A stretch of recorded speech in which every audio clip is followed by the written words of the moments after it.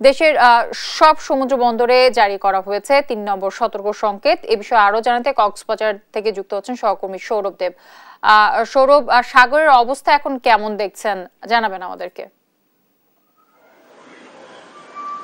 হ্যাঁ জুথি, আপনি যেমনটি বলছিলেন আসলে যে ৩ নম্বর সতর্কতা সংকেত জারি হয়েছে।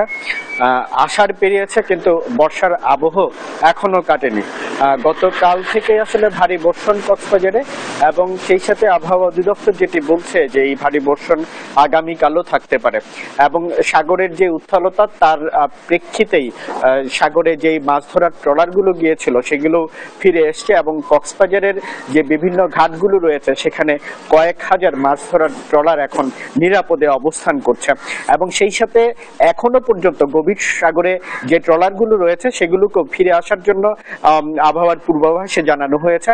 এবং সেই সাথে যেটি আসলে শঙ্কার বিষয়, ভারী বর্ষণ হলেই কক্সবাজারের যে পাহাড়ি এলাকাগুলো রয়েছে সেখানে পাহাড় ধসের ঘটনা তো ঘটেই, এবং সেই সাথে গতকাল ৩ জনের প্রাণহানি হয়েছে পেকুয়ার যে পাহাড়ি এলাকা রয়েছে শিলখালিতে সেখানে, এবং এই পুরো বর্ষা মৌসুম জুড়ে কক্সবাজারে প্রায় ২০ জনের মতো প্রাণহানি ঘটেছে কিন্তু পাহাড় ধসের ঘটনায়।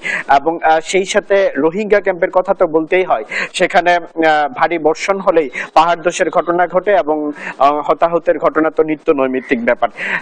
সব মিলিয়ে আসলে গতকাল থেকে যে ভারী বর্ষণ সেটি এখনো অব্যাহত রয়েছে কক্সবাজারে, এবং সেটি আগামী কাল পর্যন্ত, এবং হয়তো এরপরেও সেটি অব্যাহত থাকতে পারে বলে আবহাওয়া তার পূর্বাভাসে জানিয়েছে। তো যদি কক্সবাজার থেকে আমার কাছে এই ছিল সর্বশেষ।